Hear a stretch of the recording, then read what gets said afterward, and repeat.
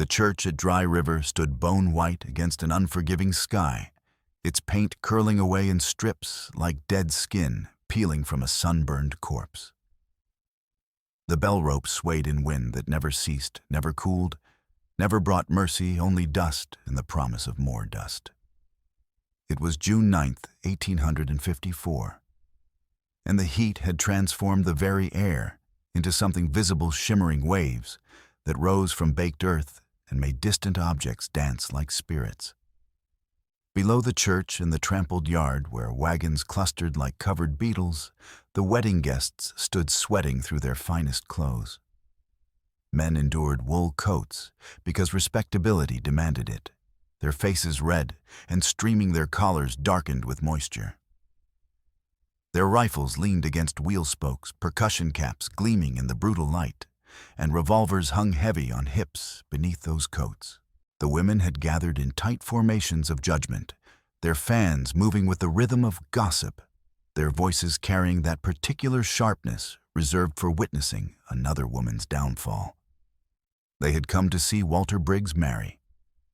Walter, who owned the silver that came from the mountain's belly. Walter, who controlled the wagons that carried it away. Walter, who held invisible strings that could make a man prosperous or destitute with equal ease. And they had come to see the bride, this stranger from St. Louis, with her worn carpetbag and her forged letter of employment, handsome in an unremarkable way, until intelligence or fury lit her features and made her impossible to forget. No one expected violence. Violence, they believed, with the comfortable certainty of the willfully blind, had been driven beyond the Missouri, penned in the hills, where the army kept the savages contained, and decent folk need not trouble their consciences about whose bones lay beneath their feet. At the base of the rise, among horses that stood with heads hung low and tails switching at flies, a Lakota warrior moved with the profound silence of a man who had learned that survival meant invisibility. His name was Seton Hawk, in the tongue his father had taught him, and he carried that bird's patient lethality in his lean frame and scarred face. He wore plain buckskin leggings, dark with use, a cotton shirt of the kind traders sold. No paint marked his features. His black hair fell loose past his shoulders, and the pale scar tracing temple to jaw caught light when he turned his head, permanent testimony to the day a cavalry saber had opened his face and taught him that white men's promises were written in blood that was never their own. He worked now at the traces of Walter's freight wagon with practiced efficiency. The massive vehicle sat on iron-banded wheels tall as a man's chest, drawn by 6 mules that shifted restlessly as though sensing disturbance in the natural order. Seton's fingers moved with the sureness of long familiarity, loosening the key strap checking angles with the eye of a man who understood leverage and momentum and the precise application of force. Then he struck the lead mule across its haunches, one sharp blow perfectly placed, and stepped back. The team exploded forward as though hell itself pursued them. The wagon lurched, gathering terrible momentum as it careened down the slope. Iron wheels shrieked against stone with a sound like souls in torment. The vehicle fishtailed wildly, completely beyond control, a juggernaut of wood and metal, hurtling toward the gathered faithful with the inevitability of divine judgment. It struck the churchyard fence at full speed. The impact was catastrophic, rails exploding into splinters, dust erupting in choking clouds. The crash scattered guests and weapons alike. Women screamed with genuine terror. Men dove for safety, dignity abandoned. Every eye turned toward the chaos, every mind focused on immediate disaster. In that moment of perfect distraction, Seton moved. 4 long strides carried him to the church. He launched himself through the side window and glass burst inward in a glittering cascade. His boots struck the wooden floor with the sound of judgment arriving. The organ music died. Every face turned toward him, frozen in identical expressions of shock, giving way to comprehension, giving way to outrage. At the altar stood Violet Hart in a white dress, altered to fit, but still hanging loose at the shoulders, giving her the appearance of a child costumed for a role she had never auditioned for. Her face had gone the color of ashes. Beside her stood Walter Briggs, one hand gripping her wrist with the casual ownership of a man holding a bill of sale, his other adjusting his watch chain with supreme confidence. Satan spoke 2 words, not shouted, not pleaded, but stated with the flat finality of inarguable fact, "She's mine." The congregation sat paralyzed. Their minds struggled to reconcile what they witnessed with what they understood about proper order. That single second of confusion was all Satan required. He crossed the remaining distance in 3 swift strides. His arm encircled Violet's waist, lifting her from her feet with strength that seemed impossible in his lean frame.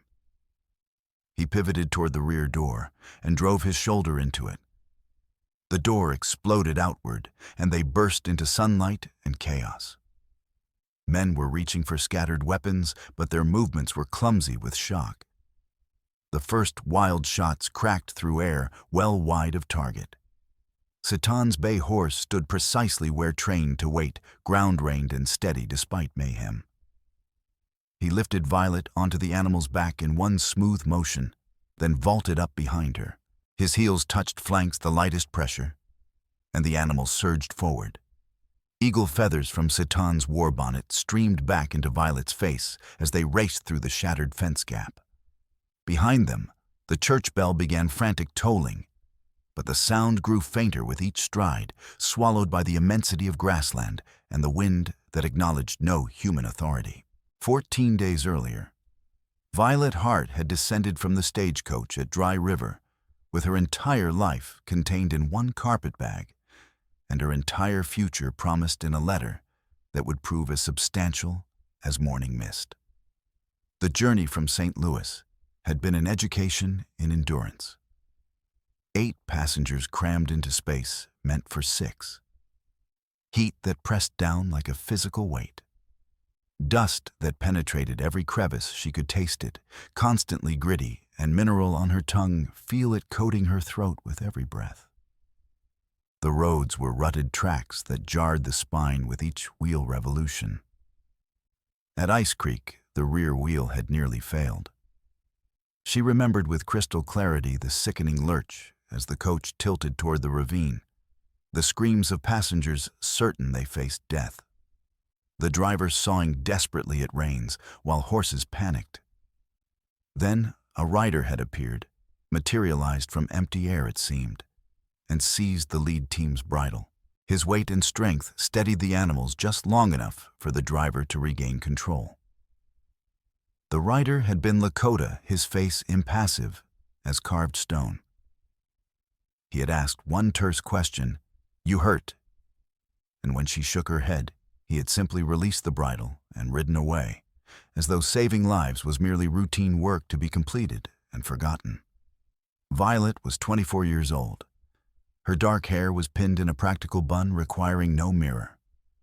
Her gray eyes possessed intelligence people often failed to notice until she spoke, at which point they realized their underestimation and revised their assessment.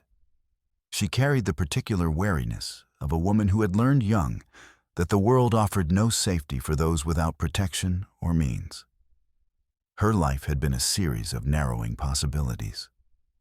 Seamstress in St. Louis, bending over fine stitching by candlelight until her eyes burned and fingers bled, earning 9 cents per completed shirt.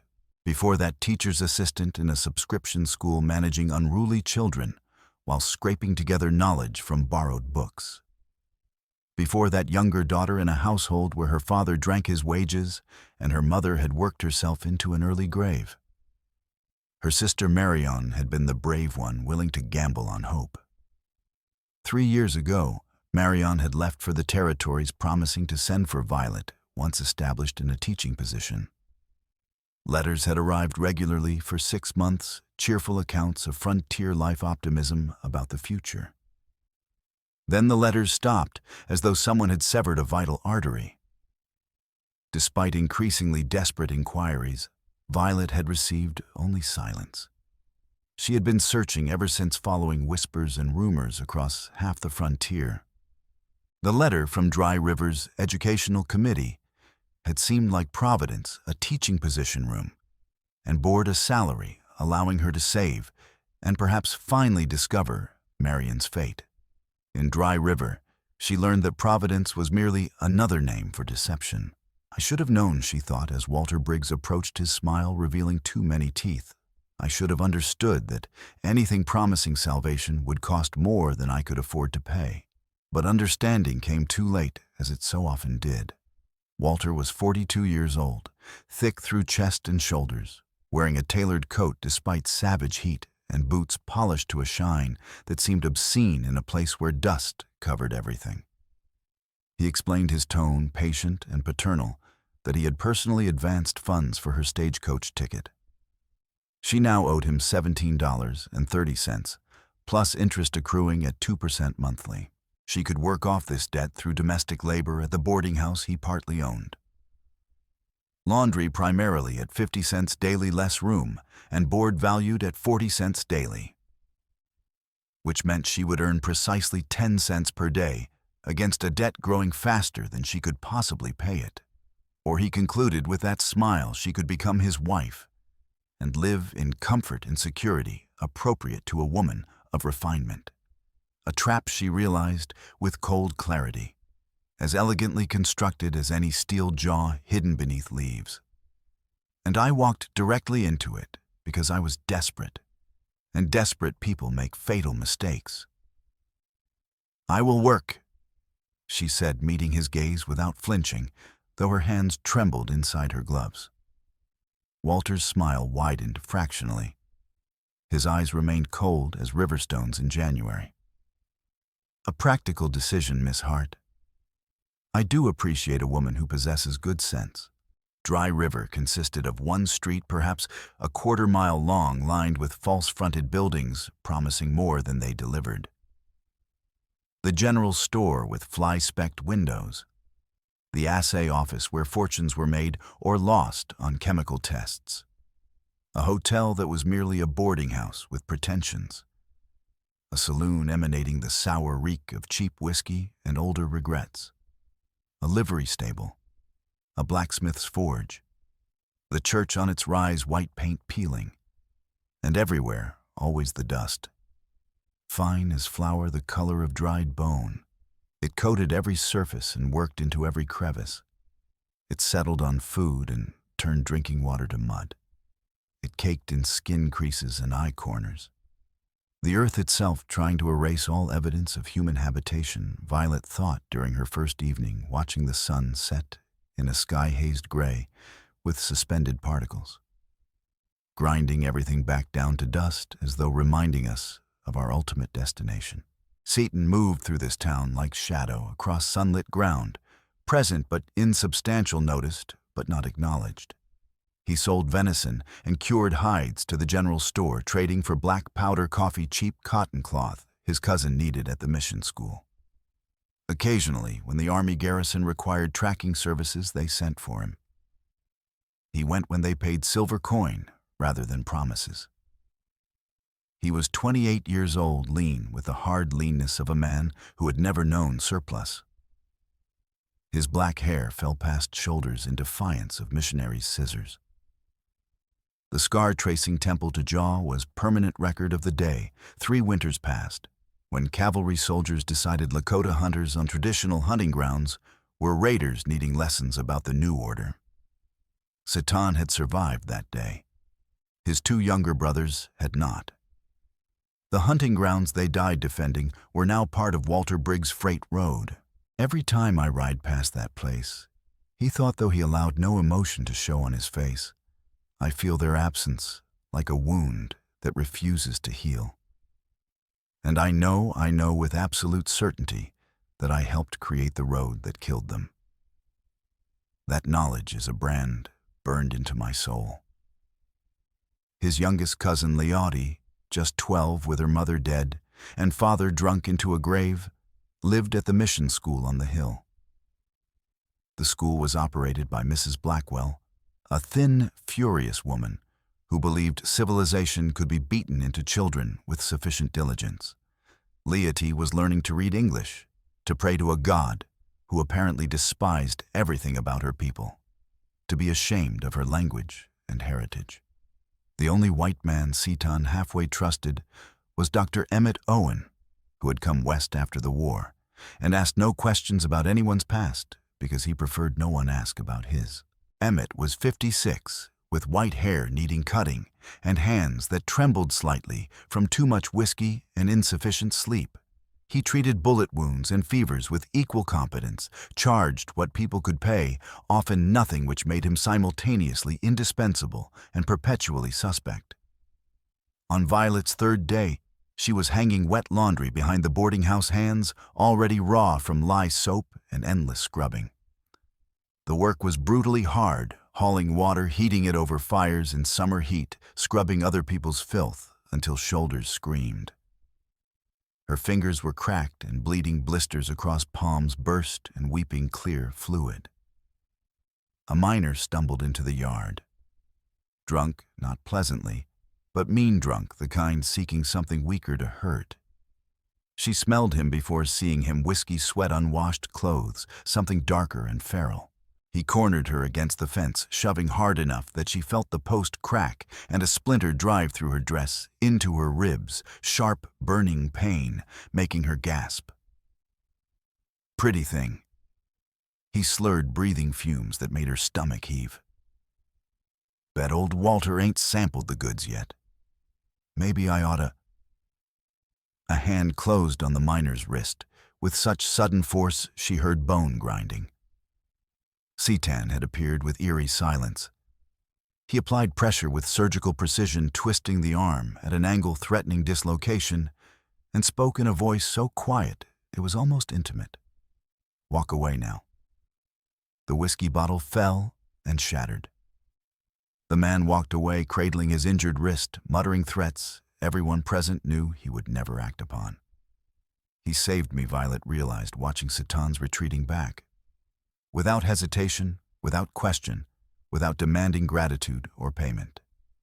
Simply because it was the right thing to do. How long since I've encountered that kind of basic decency?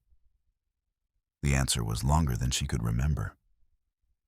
Mrs. Carver cornered her that evening, face pinched with disapproval and gleeful horror. That savage who interfered, you stay away from him.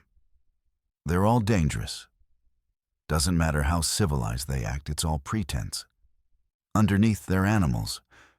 You speak to him again, and you'll end up scalped or worse. Violet did not argue. Experience had taught her that arguing with women like Mrs. Carver accomplished nothing but exhaustion. But she noticed things Mrs. Carver did not. She noticed Seton never carried a rifle into town, only a knife, a conscious choice to appear less threatening. She noticed he paid for everything in coin, never credit. She noticed how his jaw tightened when he looked toward the mission school tension, speaking of grief so deep it had become permanent. He moves through this town like a man walking through enemy territory, she observed, constantly aware that a single mistake could cost him his life. What must it be like living with that knowledge every moment of every day? Walter Briggs owned the Widow's Peak silver mine 30 miles south. He also owned the assay office, the freight company, half the boarding house, and most of Sheriff Hatton. Walter understood that wealth was not about possessing things, but controlling them. Control gave leverage, and leverage gave power. He had been married once. His wife had died in childbirth, or so the story went. It had happened at the mine far from town. By the time anyone thought to fetch a doctor, it was too late. Bodies had been buried quickly. The heat made it necessary, people said. No one asked uncomfortable questions, because asking uncomfortable questions about powerful men was an excellent way to find yourself on the wrong side of fortune. Walter courted Violet with unwanted gifts. A cheap brooch with glass stones. Calico fabric. Lace gloves too fine for the work she was doing. She accepted them because refusing would cost her the work. She smiled when necessary because not smiling would make everything worse. Each gift is another link in the chain, she understood. another small obligation binding me tighter. He's not courting me, he's establishing ownership incrementally, making the final claim feel inevitable rather than forced. She kept meticulous count of every day worked and penny-earned planning escape with the methodical care of a prisoner studying guard routines. One evening, 10 days after arrival, she was cleaning Walter's office above the assay house. Part of her debt arrangement, keeping papers organized, desk, tidy floor swept. She was not supposed to read anything. The documents were private business matters. But Violet had been reading since she was 5, and she possessed the kind of restless intelligence that could not ignore words placed before her eyes. She bumped the desk corner too hard while sweeping. A leather-bound ledger toppled and struck the floor. Papers scattered. She knelt to gather them, movements automatic, mind half engaged. Then her eyes focused on what she was seeing, and her heart seemed to stop. Lists of women's names. Dozens, hundreds, each paired with a dollar amount and destination. Delivered Black Mesa Camp, $35. Transferred Silvertown, $40. Widow's Peak Operation, $25. Brief comments, suitable domestic work. Good appearance. Minimal education, acceptable for manual labor. Possible resale, if unsuitable. Dear God, she thought, though she had stopped believing in God years ago when her mother died, and no divine intervention arrived.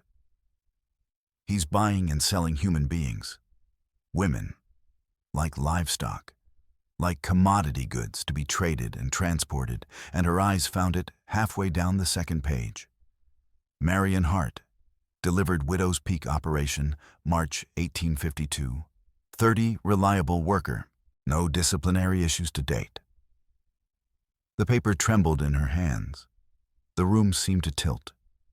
Marion, my sister, not dead, or at least not dead 2 years ago, not happily settled, delivered, valued at $30, less than the cost of a good horse.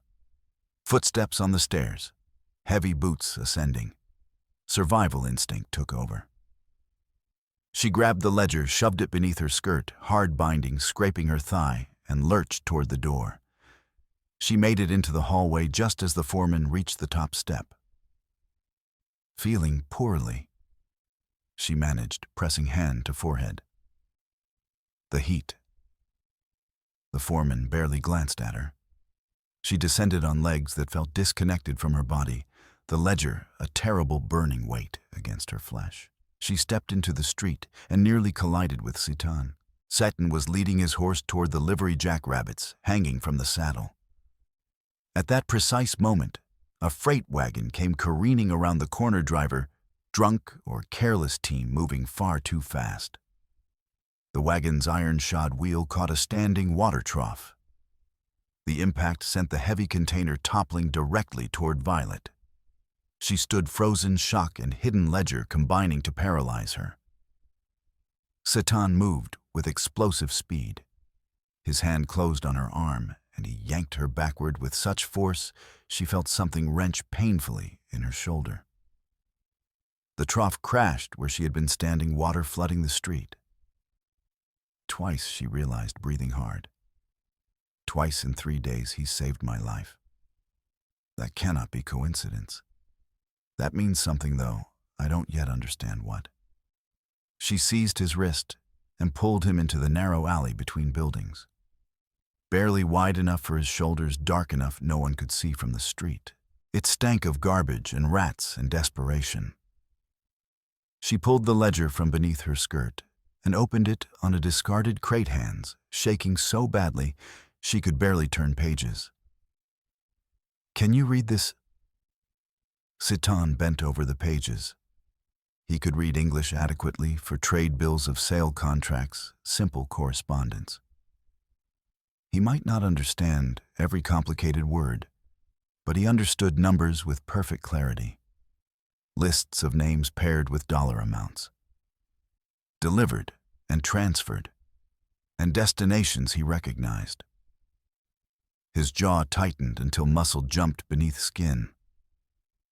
His finger stopped on Marion Hart's name traced across to Widow's Peak, the very place he had helped survey before understanding what collaboration would cost. "This is not marriage," he said quietly, voice hard and flat as iron striking stone. "This is not employment. This is commerce in human beings." "My sister," Violet whispered, her voice cracking despite her efforts. "Marion, she's been there for more than 2 years. I thought she was dead.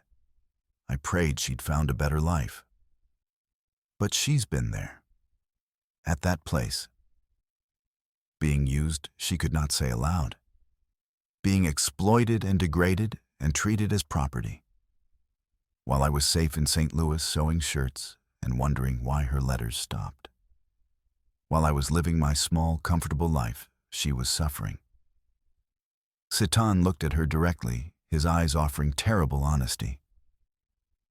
"Perhaps she is dead now. Mining camps are hard places, for everyone but especially for women with no protection." It was brutal truth, but Violet understood that lies were crueler than honesty because lies gave false hope that made eventual disappointment more devastating. "Then I need to know," she said, meeting his eyes steadily, despite tears threatening. "One way or another, I need the truth." "And if she's dead," Violet thought with cold clarity, "then someone will answer for it. Someone will be held accountable. I swear this on whatever remains of my soul." Seaton studied the ledger more carefully, turning pages with precise movements. He saw other names he recognized. Girls from the mission school who had run away. Women who had arrived in Dry River on promises of work and then vanished. This was not merely local criminality.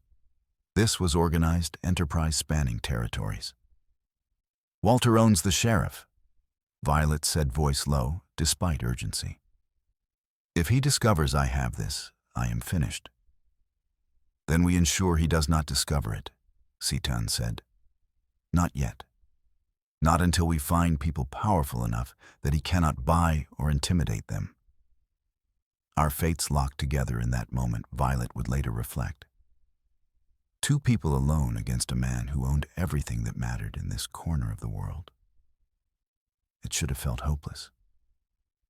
Instead, for the first time since arriving in this godforsaken place, I felt something like hope.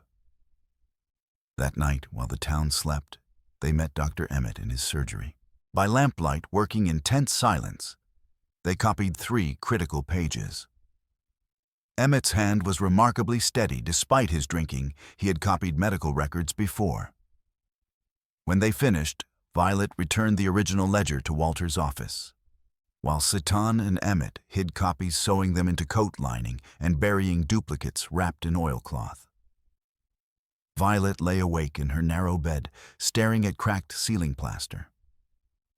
She thought about Marion, about cheerful letters that had stopped as though someone severed an artery, about promises that had been deliberate lies designed to lure the vulnerable into traps. "I have been afraid many times in my life," she thought, "known poverty and hunger and the particular terror of being female and unprotected. But I have never felt this specific kind of rage, cold and clarifying and absolutely focused." Rage, she discovered, could be transformed into justice. Rage could be forged into a weapon. The next morning, Violet brought copied pages to Dr. Emmett. His surgery smelled powerfully of strong whiskey and boiled water, old blood whiskey. He spread pages across his scarred desk and read with growing intensity. "These constitute multiple federal crimes," he said, finally, voice grim. "Fraud carried out through the United States mail. Kidnapping and transporting women across territorial lines under false pretenses. The buying and selling of women as if they were property. Financial fraud. If I can deliver these to a U.S. Marshal, not the local sheriff, but a federal officer, Walter faces consequences he cannot buy his way out of." But Walter discovered the disturbance within hours. Perhaps the foreman noticed papers were not exactly as left. Perhaps Walter possessed some sixth sense for when his property was touched.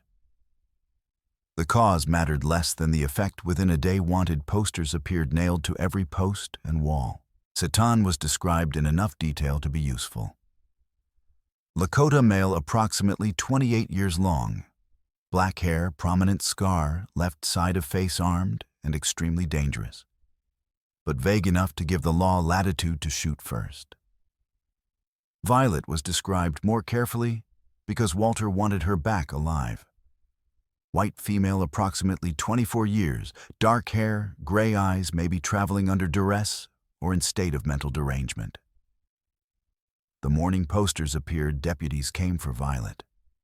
She heard boots pounding upstairs just as dawn broke. She rolled out of bed already dressed. She had learned to sleep in clothes when danger was close, and grabbed her carpet bag kept packed for this contingency. The window was her only chance. She forced it open. The frame had swollen and fought her and climbed onto the sloping roof. Old shingles were loose and treacherous, shifting beneath her weight. She began sliding toward the edge boots, scrabbling desperately. This is how I die, she thought with strange calm. Falling off a boarding house roof in a nowhere town, all because I tried to find my sister. At least I tried. At least I didn't give up. Then a hand closed around her wrist with crushing strength. Satan had been waiting in the alley below. He braced against the wall and hauled her back with such force the effort reopened an old bullet wound. Fresh blood soaked through his shirt. A deputy spotted them from the corner. There in the alley. Gunshots cracked through morning air. Sharp, distinctive sound of revolvers fired at close range. One ball missed Violet's head by inches, striking the wall behind her. Another tore across Satan's upper arm, where the old wound had reopened, ripping through skin and muscle. They scrambled over the livery roof and dropped into the alley behind landing in mud, reeking of manure. They ran toward Dr. Emmett's surgery. The door was unlocked. Emmett never locked it. They burst through, and he immediately overturned his examination table, dragging it against the door. Fists pounded from outside. Voices shouted threats clothed in legal language. Emmett seized Violet's hand and slapped a curved surgical needle into her palm. You have sewn fabric. Flesh is just another kind of fabric. Hold his arm and follow my instructions. Satan sat and extended his damaged arm across Violet's lap. The wound was ugly, deep groove where the ball had torn through muscle, visible beneath blood, welling steadily. She threaded the needle with violently shaking hands, and Emmett poured whiskey and boiled water mixed with crushed herbs directly into the wound. Satan's body went rigid.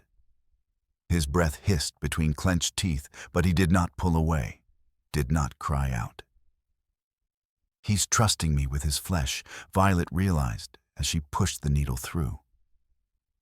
Trusting me not to flinch, not to fail. I will not betray that trust. Start at the deepest part, Emmett instructed. Push through, yes, pull tight, tie off. Like closing a seam. It was nothing like closing a seam. Fabric did not bleed. Fabric did not carry the terrible knowledge that failure meant a man might die. But Violet forced herself to focus. Pierce, pull, tie, pierce, pull, tie. Her hands steadied. The shaking stopped. The world narrowed to this needle and thread and flesh that needed holding together. The pounding grew more insistent. Wood began cracking. By the time deputies burst through, Satan's arm was properly bound.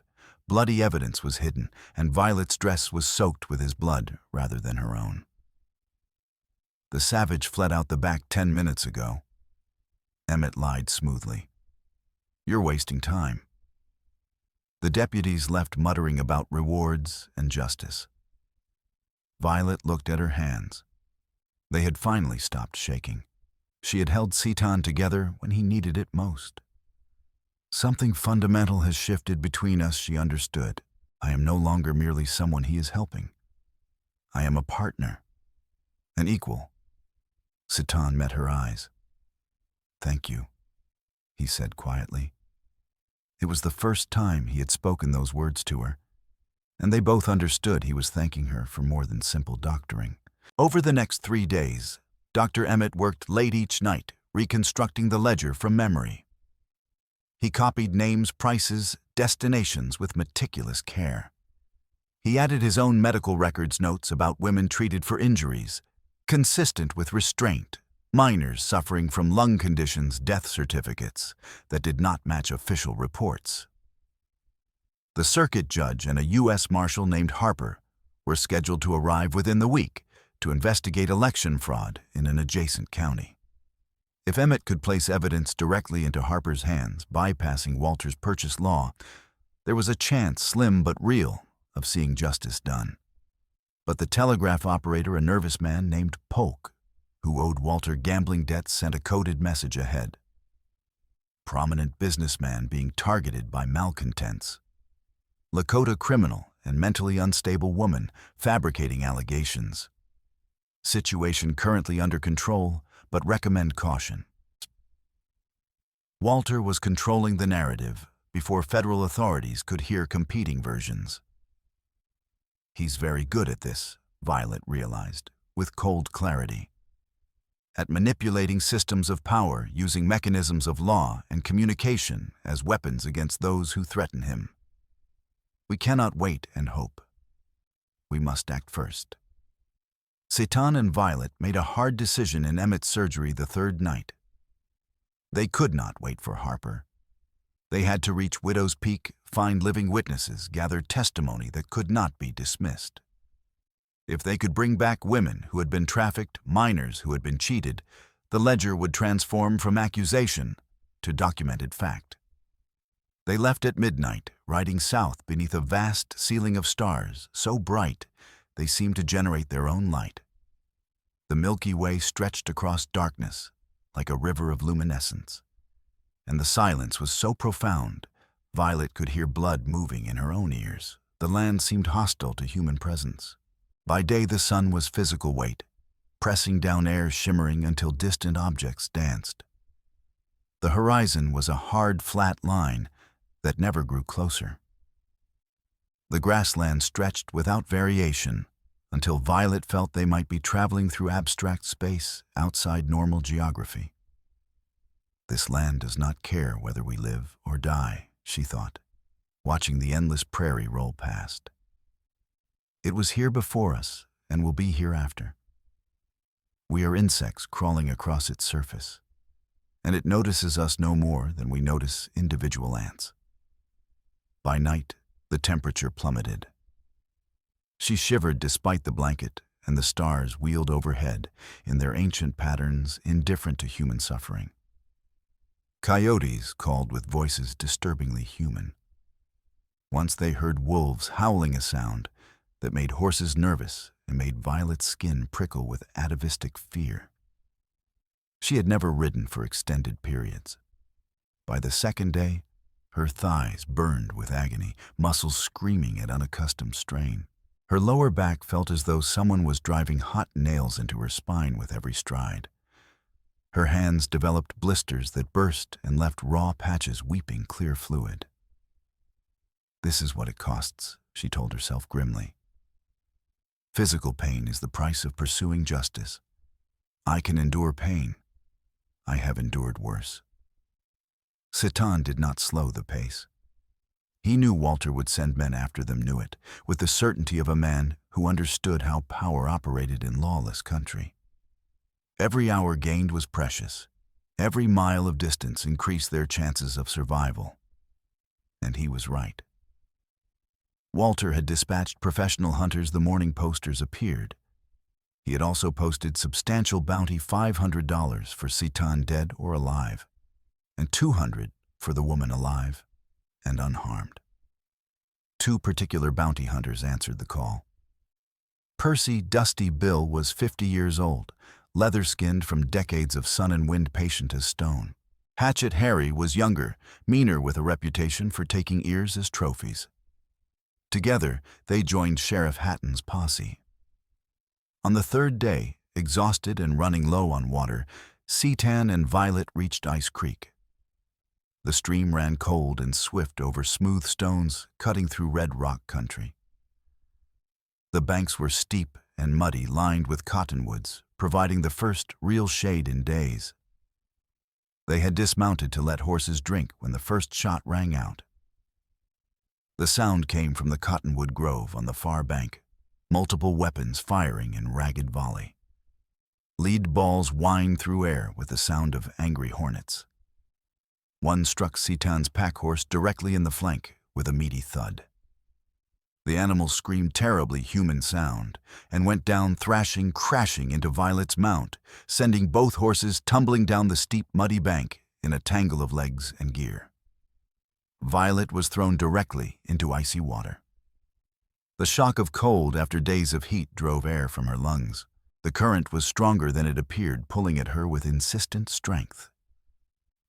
But worse than the current was gear from the dead pack horse, ropes and canvas and leather straps tangling around her like malevolent tentacles dragging her down.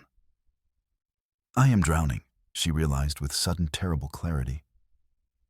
After everything, after finding the ledger, after learning Marion's fate, after finally having a purpose, I am going to die here, in this nameless creek. She fought desperately, but the straps held her under. Her lungs burned. Her vision began darkening at edges. Then Seaton was there, materializing in murky water. His knife flashed as he sawed through leather and canvas with desperate speed. He seized her collar and hauled her toward surface. They broke into air, gasping, choking.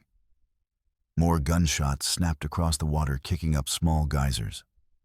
Seaton dragged her toward the near bank, toward a narrow cleft in rock face invisible, unless you knew exactly where to look. They collapsed in the narrow space, both soaked to bone, shivering violently, despite residual heat radiating from sun-baked stone. Above them, on the canyon rim, they could hear horses moving, men calling to each other, organizing systematic search. We should be dead, Violet thought through the shivering. By all rights, we should be dead. But we're alive. Which means we have a chance. Seaton wrapped his one dry blanket around her shoulders and sat close beside her, sharing body heat, because hypothermia would kill them as surely as bullets. Her teeth chattered uncontrollably. Why? She managed.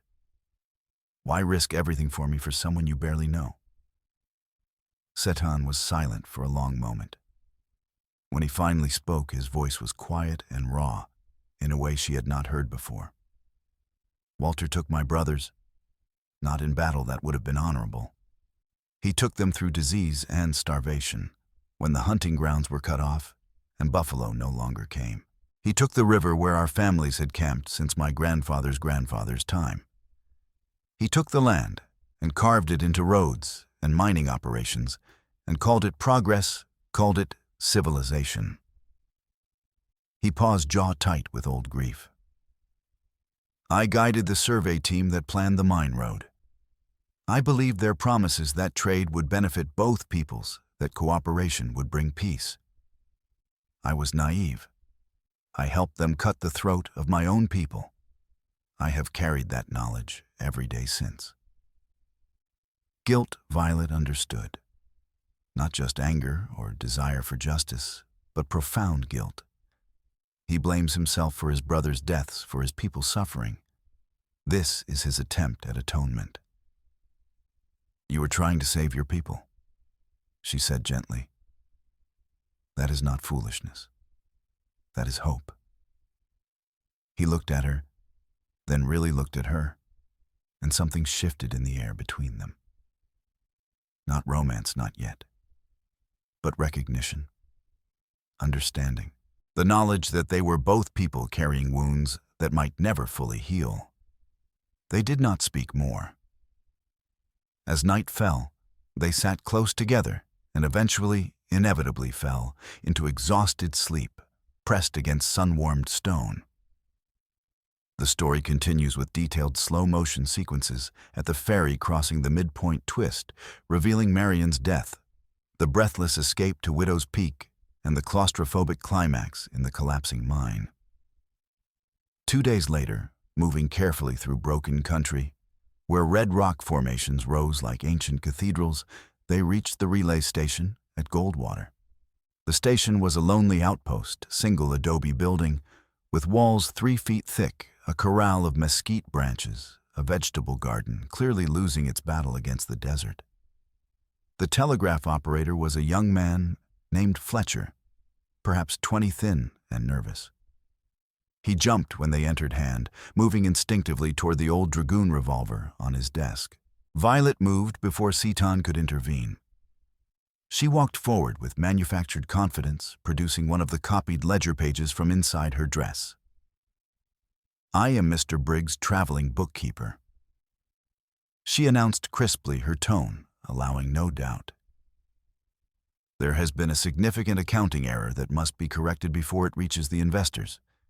Time is critical." Fletcher's eyes darted between her and Seton, who stood blocking the only exit with silent, imposing presence. I'm not certain I should. Should you prefer to explain to Mr. Briggs personally why his urgent message was delayed?"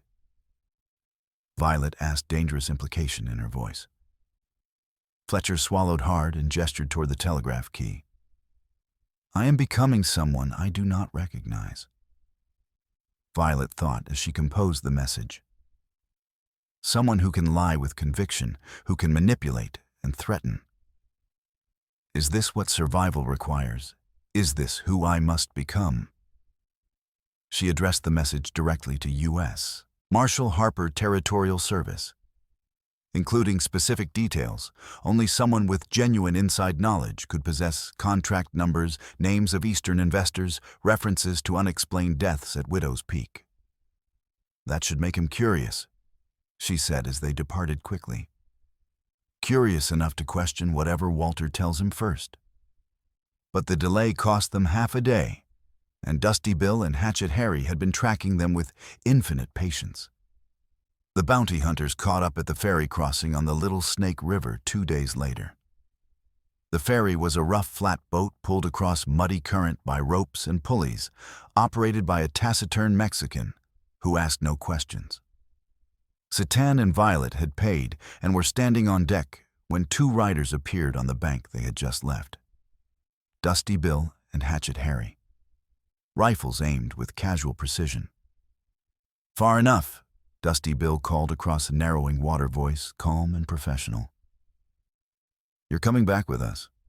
Can be easy or hard." The ferrymen began working the rope to bring them back. Harry waved a folded document. "Got a warrant. Legal and proper. 500 for the Indian, 200 for the girl." Violet stared at the paper, her mind calculating rapidly. She had read enough legal documents to recognize their structure and weaknesses. More importantly, she understood Walter's essential nature.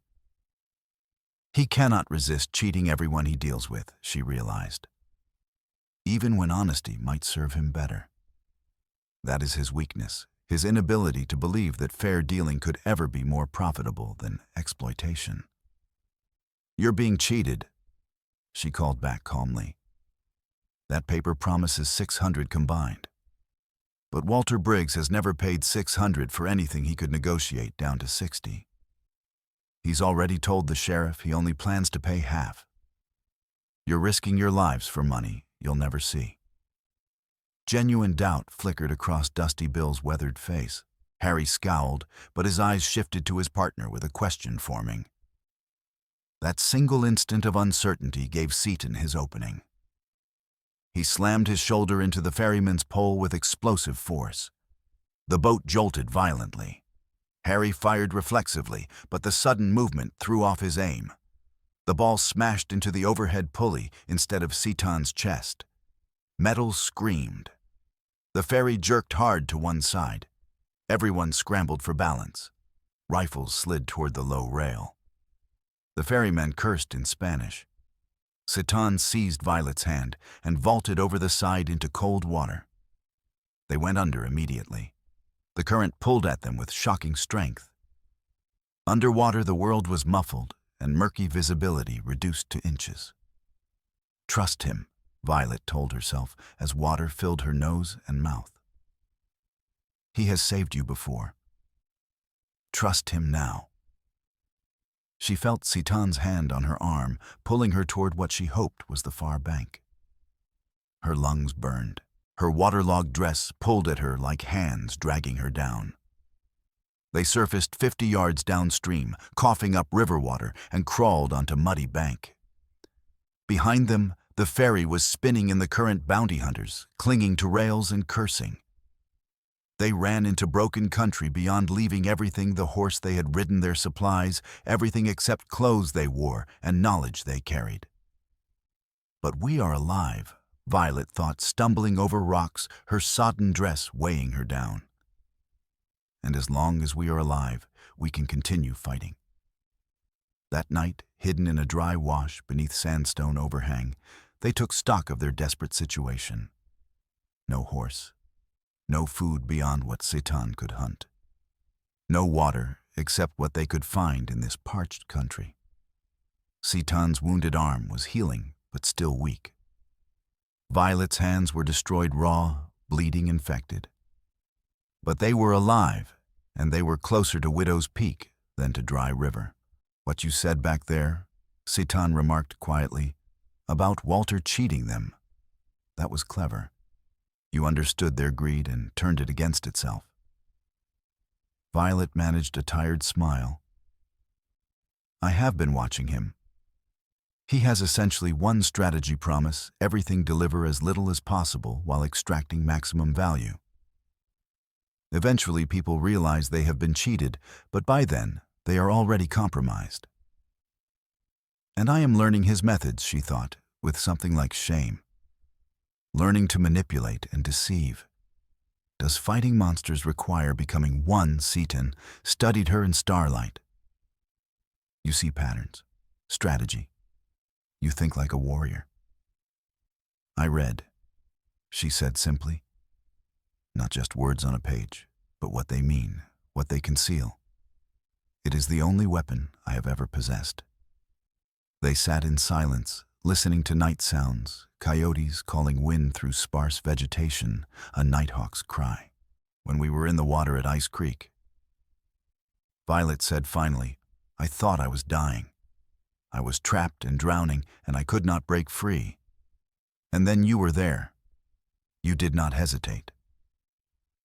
You are not alone in this struggle, Sitan said with absolute conviction. Neither am I. That is worth something. More than something, Violet thought, but did not say aloud. It is everything. In this hostile world, having one person you can trust, absolutely, that is the difference between survival and death. She did not say it aloud.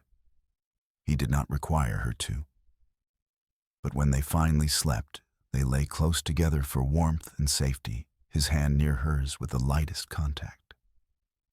While Sitan and Violet struggled toward Widow's Peak, Dr. Emmett was fighting his own battle in Dry River. Walter's thugs came at dawn on the fourth day. 6 men with clubs and revolvers and orders to search thoroughly.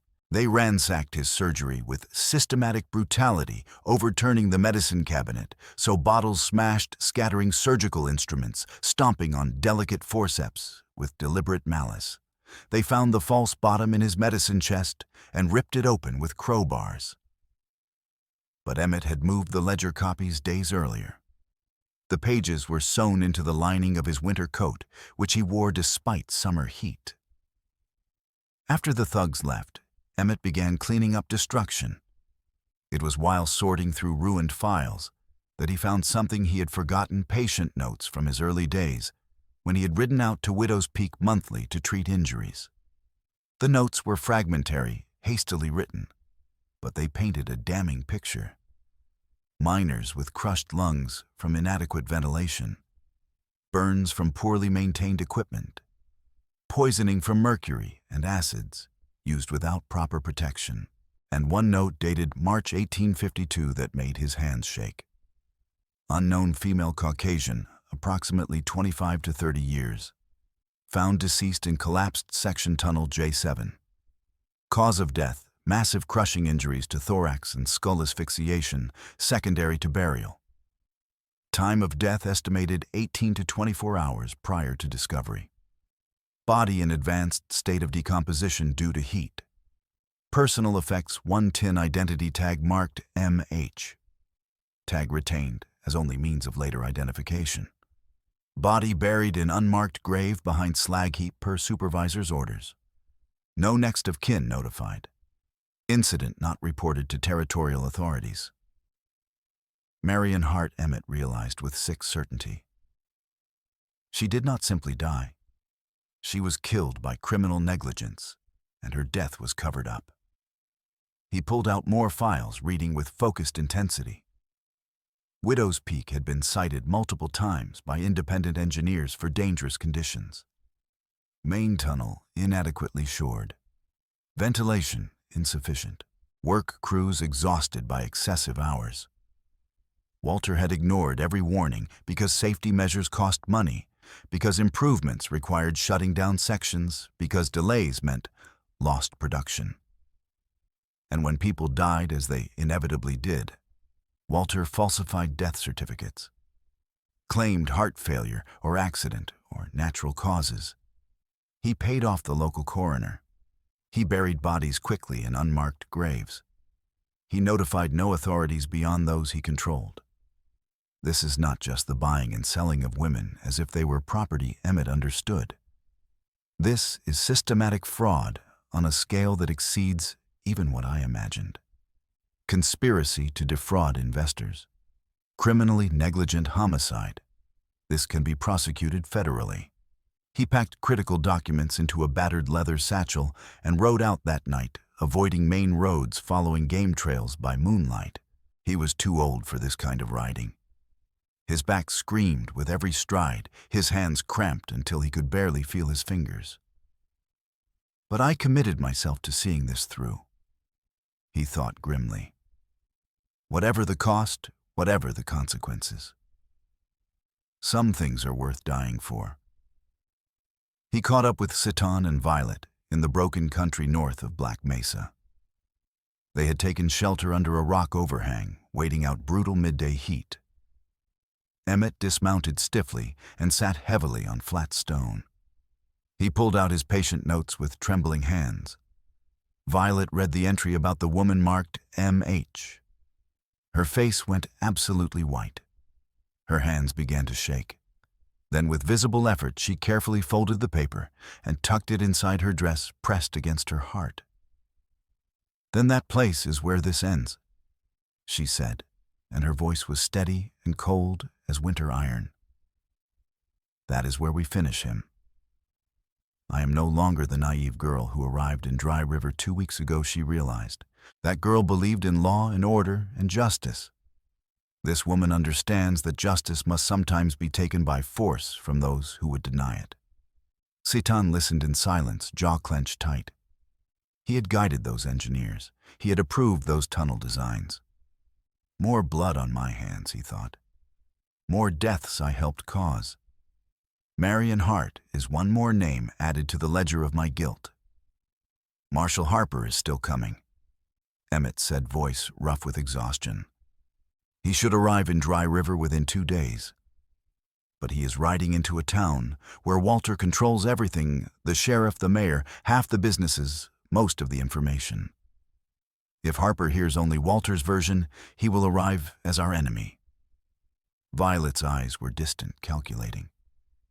Then we ensure the people who truly matter hear our version first. Not the law, we cannot trust the law yet. The workers, the miners who have been cheated, the women who have been enslaved. If they turn on Walter Harper, will have witnesses he cannot ignore. The miners have been paid entirely in company scrip, Emmett added. Worthless anywhere except Walter's store, where prices are inflated absurdly. If you show them the real accounting books, they will not protect him, Citan finished. They will want his blood. It was dangerous beyond measure walking into Walter's stronghold surrounded by his men with no backup and no retreat. But it was the only path that led to something other than running forever. Sometimes the most dangerous path is the only one worth taking. Violet thought. Sometimes courage is not the absence of fear, but the decision to act despite it. They reached the outskirts of Widow's Peak at dusk. The mining operation sprawled beneath towering black cliffs like a wound in the earth, sagging bunkhouses with patched roofs, rough corrals, a company store with barred windows, laundry lines, and dominating everything, the skeletal timber headframe rising above the main shaft like a gallows. The smell hit them, first sulfur from refining mixing with human waste and garbage, and fear creating a miasma that burned lungs. Smoke from smelting furnaces hung in still air, yellow-gray and toxic. The sound was constant stamp mill crushing ore pulleys, screeching overseers shouting. Women moved through the compound under constant surveillance. Their faces were pinched and hollow, marked by malnutrition and exhaustion, and something worse defeat that comes from hope deferred too long. This is what Marion endured. Violet thought, rage rising like bile. This is the place where she suffered and died, and Walter profited from every moment of her suffering. Their plan was straightforward, though terrifyingly dangerous. Infiltrate after nightfall, contact the women, show them evidence, secure testimony. But Walter had anticipated their destination with cunning precision. He had ridden ahead with 6 hired guns and established an ambush in the rocky hills overlooking the approach. The attack came without warning. Muzzle flashes lit the rocks like lightning. Multiple weapons firing in ragged volley. Lead balls smashed into the rocky draw where Citan, Violet, and Emmett had taken hasty cover. Stone exploded into razor-sharp fragments. One jagged piece laid open Violet's cheek, blood streaming down her jaw. This is it, she thought with strange calm. This is where we die. After everything we have survived, we die here within sight of our goal. Citan returned fire with methodical precision, not trying to kill, just keeping heads down, buying seconds and minutes. Emmett crouched low, clutching his satchel of evidence. The gunfire grew closer. Boots scraped on stone. Voices coordinated their advance. Violet scanned the camp below with desperate intensity, searching for any advantage. Her eyes locked on the mule pens, 40 animals crowded together, nervous from nearby gunfire. And running toward those pens, a shallow irrigation ditch offering concealed approach. One chance, she realized. One desperate gamble. While Citan maintained covering fire, Violet crawled on her belly through brush. Thorns tore her dress and raked her skin. She could hear bullets passing overhead, that particular whine they make when close enough to kill. Marion did not have a chance to fight back, Violet thought, ignoring the pain. But I do. I can fight. I can make them pay for what they did to her. She reached the corral fence, pulled Citan's knife from her boot. She had taken it without telling him. She sawed through the main rope latch with desperate speed. The rope parted. She shook the fence violently, then slapped the nearest mule and shouted. The animals exploded through the broken fence like a living avalanche. 40 hooves thundering, a stampede of panicked muscle and momentum surging through the camp, smashing cook fires, overturning wagons, scattering guards. One heavily loaded ore cart tipped with a splintering crash. Walter's ambush disintegrated into chaos. His men abandoned positions to avoid being trampled. Horses panicked, throwing riders. Walter himself fought his reins, cursing viciously, barely staying mounted. In the confusion, Violet sprinted toward the women at the laundry line. They stood frozen in shock. "Listen to me," Violet shouted, voice raw but carrying. "You are not his property. He has been buying and selling you. We have proof, names, prices, everything documented. We have a federal marshal coming. This ends now, if you help us." Some women still shrank back, too frightened or broken.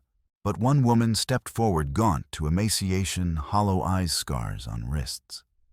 Her name was Ruth.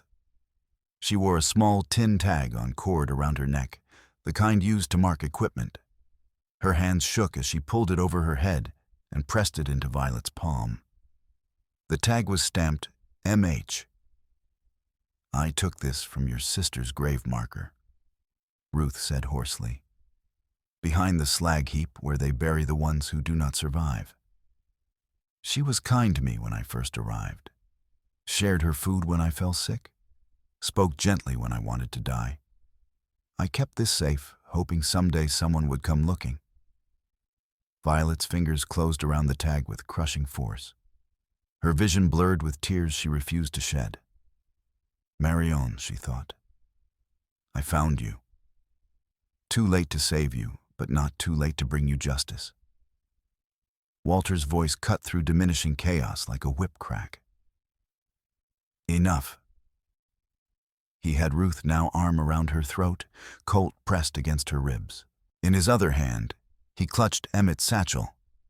He must have grabbed it during the confusion. "You want your proof," Walter shouted, face flushed with rage and desperation. "Come get it." He backed toward the mine entrance, dragging Ruth with him. He fired one shot deliberately into a bunkhouse support beam. Wood splintered, dirt showered down. "Walter, that tunnel is not stable," Emmett called urgently. "Your own engineers condemned it." But Walter had already disappeared into darkness, dragging Ruth into the earth. Citan and Violet looked at each other. A wordless conversation passed between them. They could walk away, let Walter disappear into his own trap. But Ruth was in there, and the evidence was in there. And Marion's story demanded proper completion. Some things are worth dying for, Violet thought. Justice is one of them. They followed him into the darkness. The transition from daylight to the mine interior was like crossing into another world. A world where surface rules no longer applied, where the earth itself was an active presence, pressing down with crushing weight. The air changed immediately, became thick, heavy, difficult to breathe, saturated with moisture and the smell of raw earth and old sweat and something rotten. The temperature dropped precipitously. Cold radiated from stone that had never known sunlight.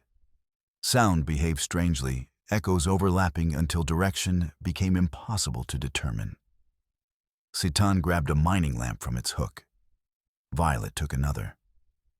The light they provided was weak and uncertain, creating wild dancing shadows that seemed almost alive.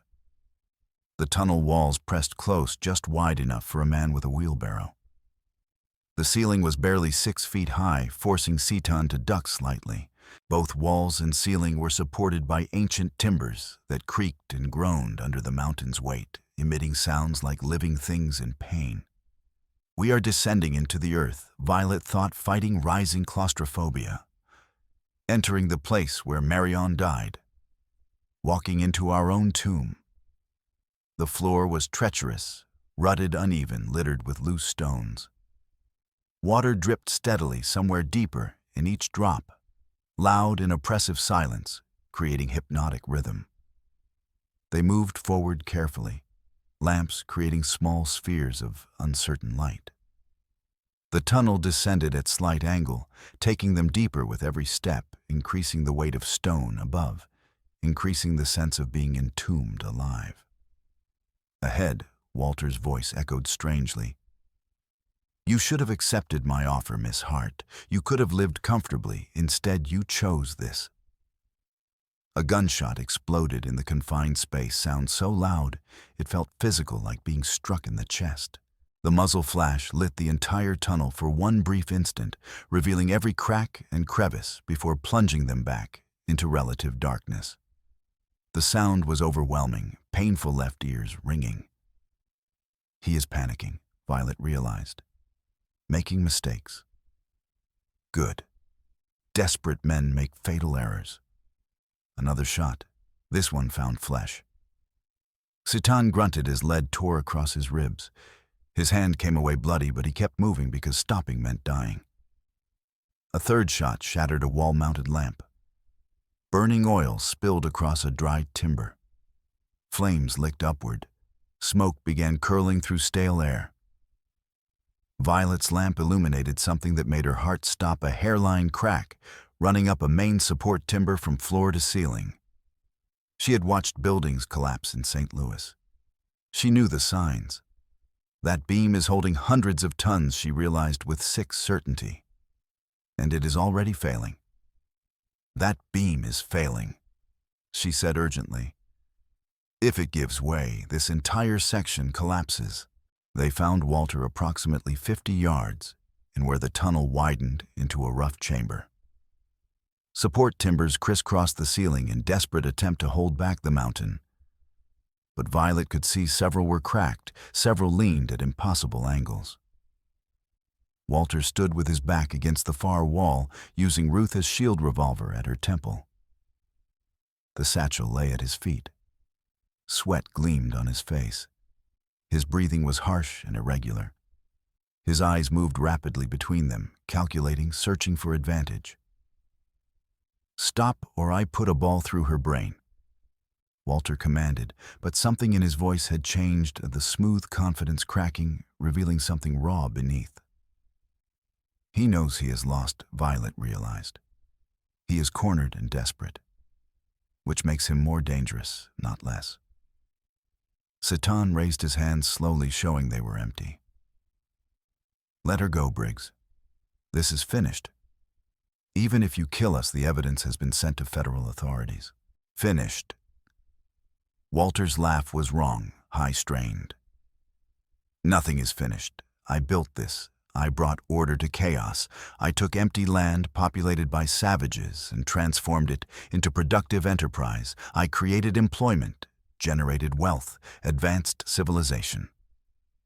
His voice rose with each assertion, echoing off stone walls. He actually believes it, Violet realized with horror. He has convinced himself that exploitation is progress, that cruelty is necessary for civilization. He is not simply evil. He is evil that believes itself righteous. That is far more dangerous. "I gave these people purpose," Walter continued, almost shouting now. "The women I brought here would have lived and died in anonymous poverty. I gave them value. And the men, do you think they would have earned more on marginal farms? I created opportunity. You sold human beings like cattle?"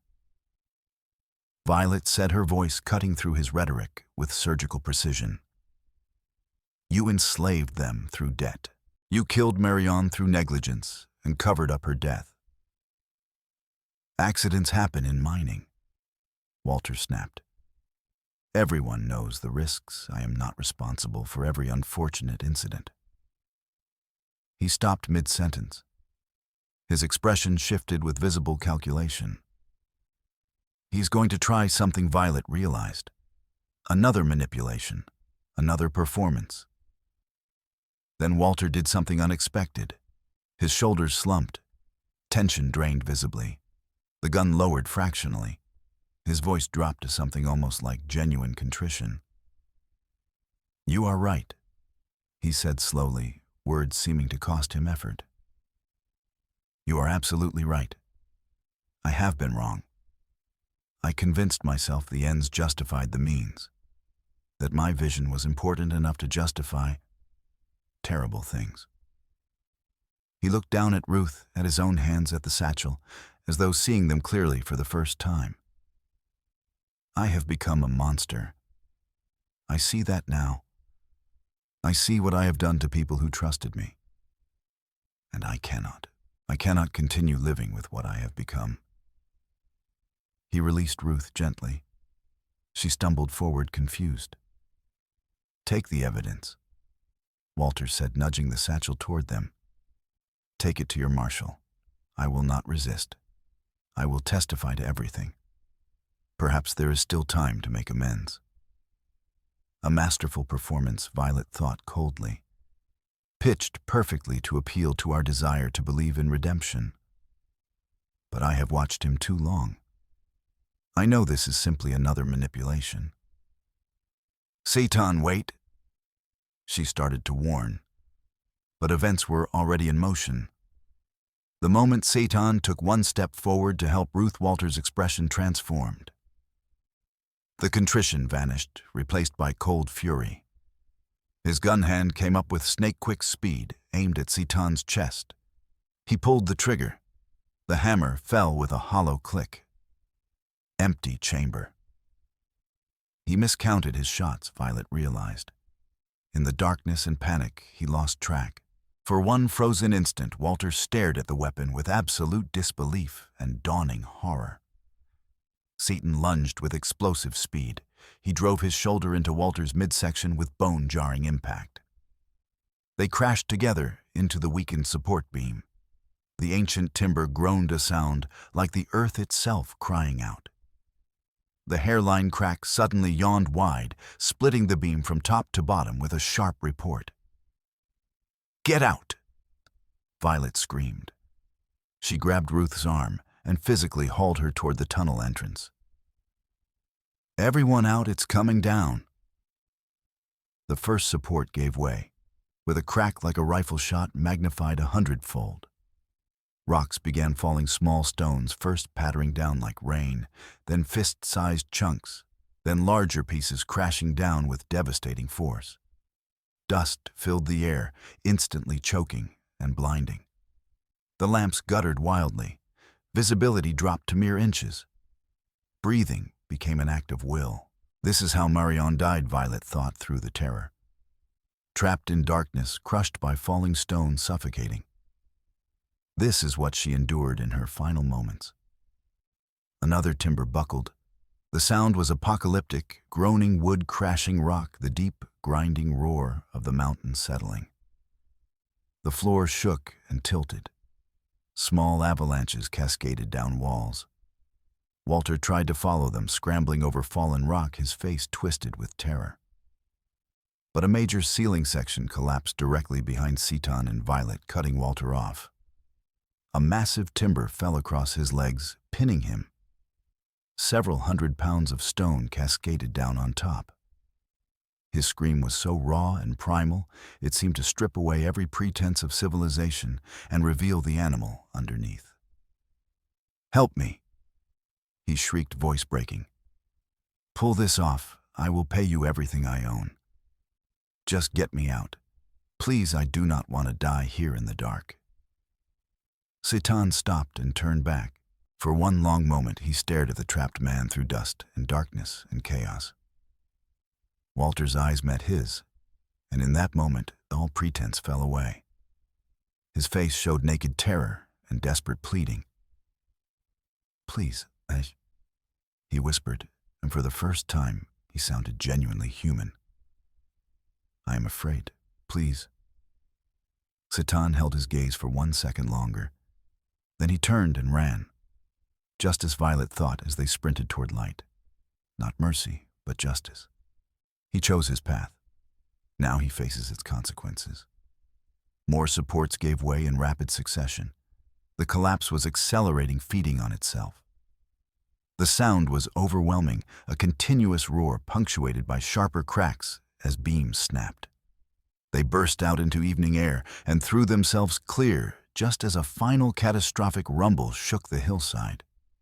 The headframe shuddered violently, timbers snapping like matchsticks.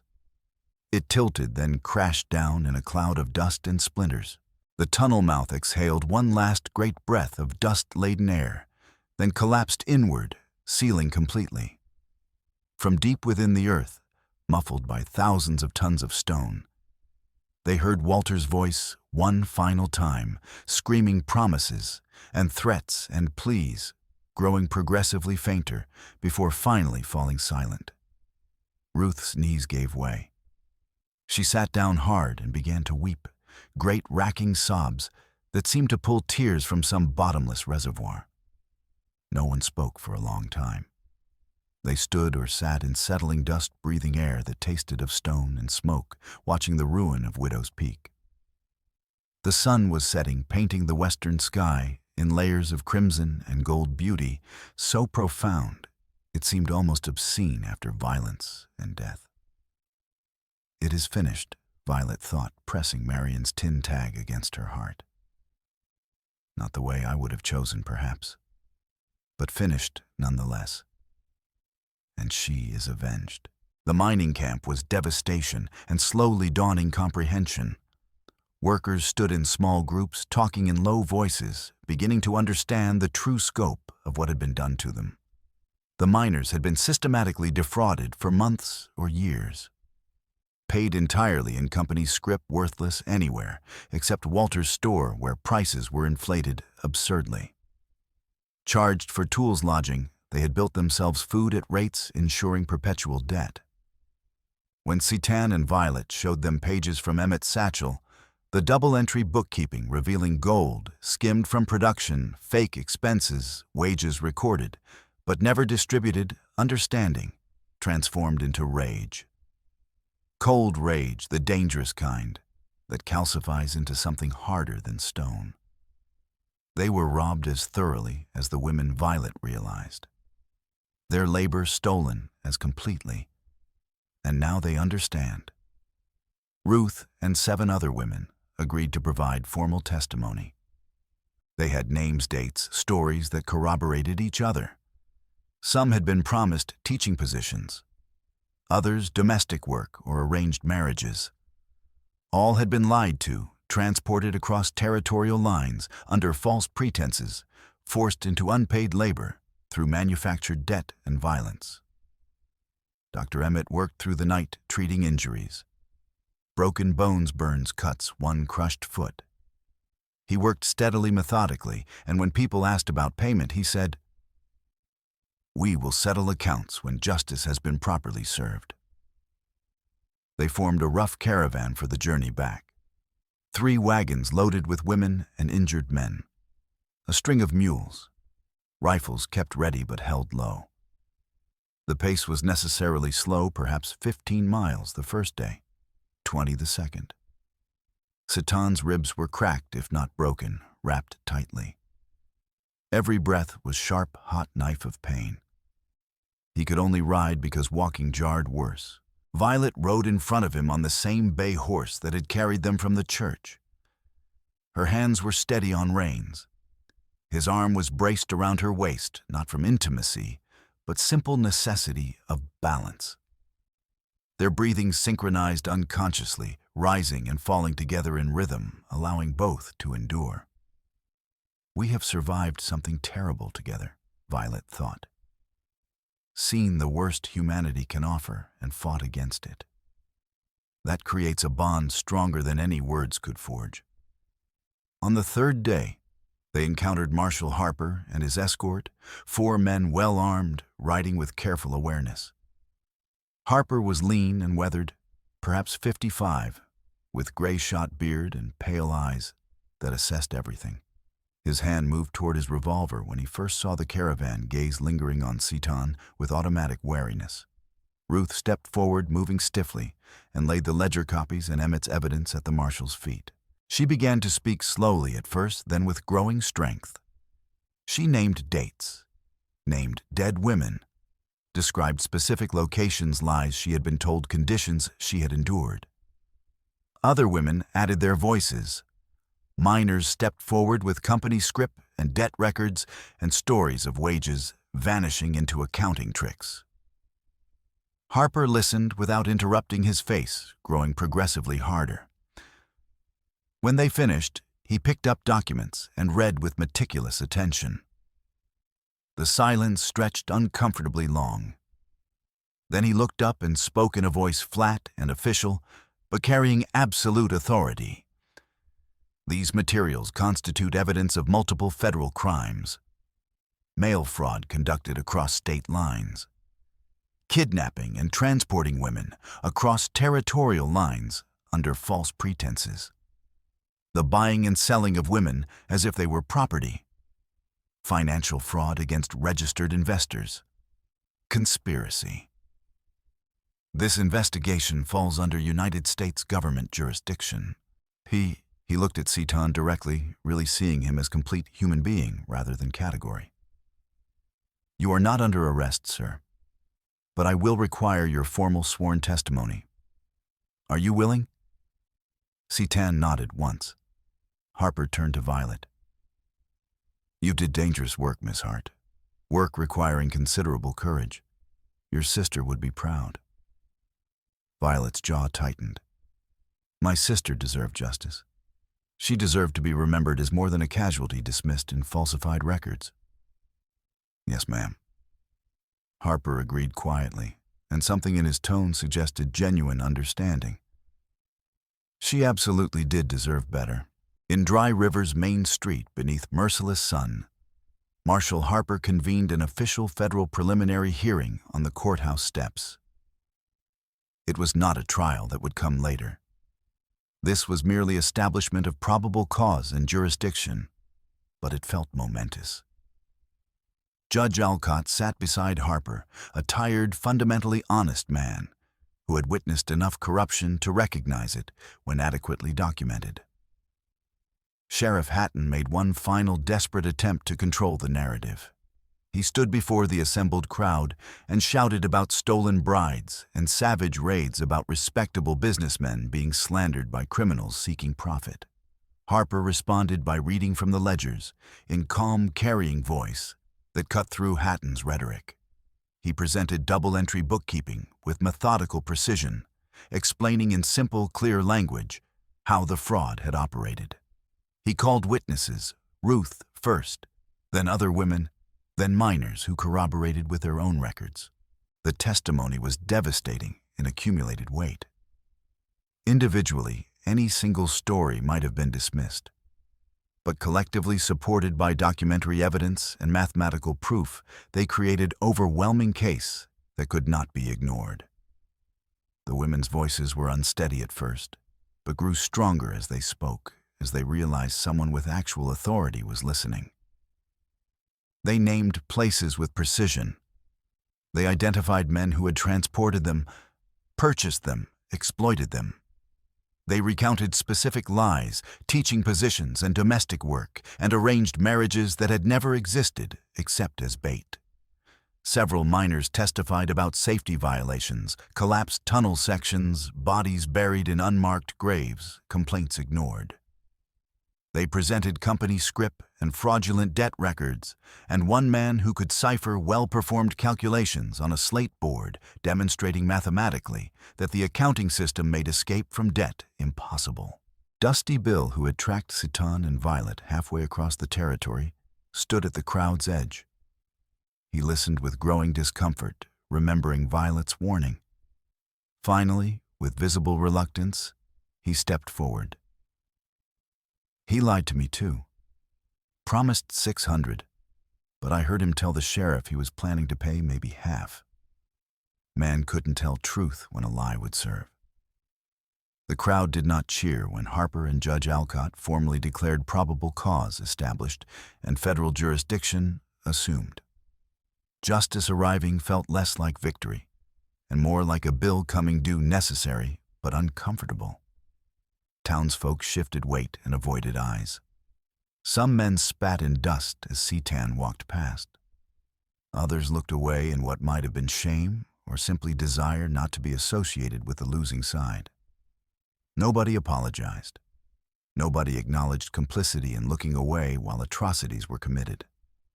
Nobody admitted they had known or suspected but chosen comfort over justice. But Marion has been acknowledged, Violet thought. Her death has been documented. Her story has been told. That is something. That matters.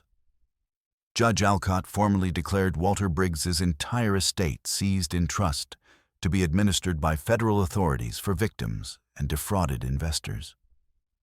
Widow's Peak would be permanently closed.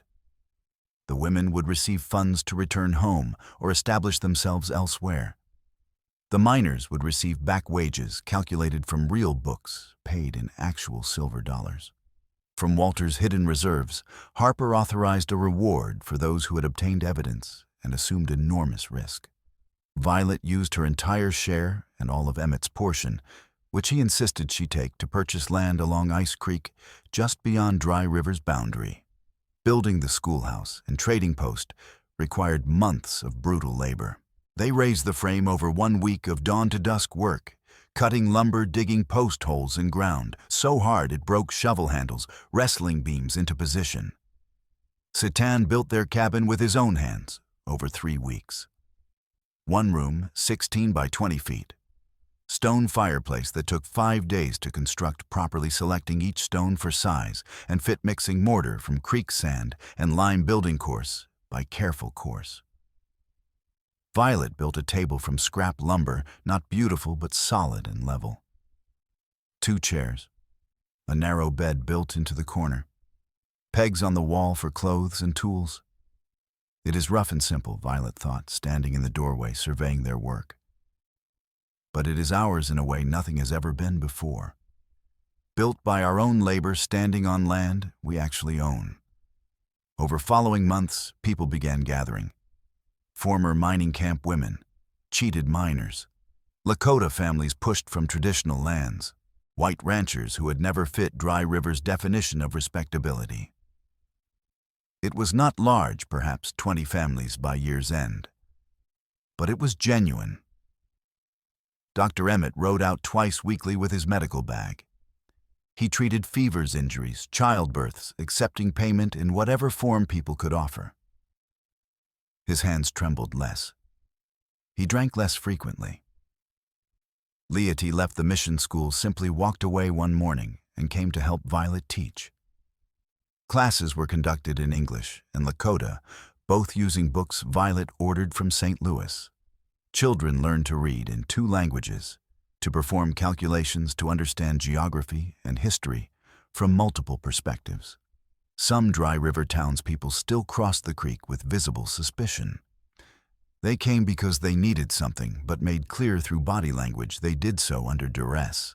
Others came more quietly, discovering that the trading post sold goods at actually fair prices, that the school taught useful skills, that Emmett's treatments were effective. Gradually, carefully, new patterns formed, not friendship necessarily, but working relationships built on mutual benefit and grudging respect.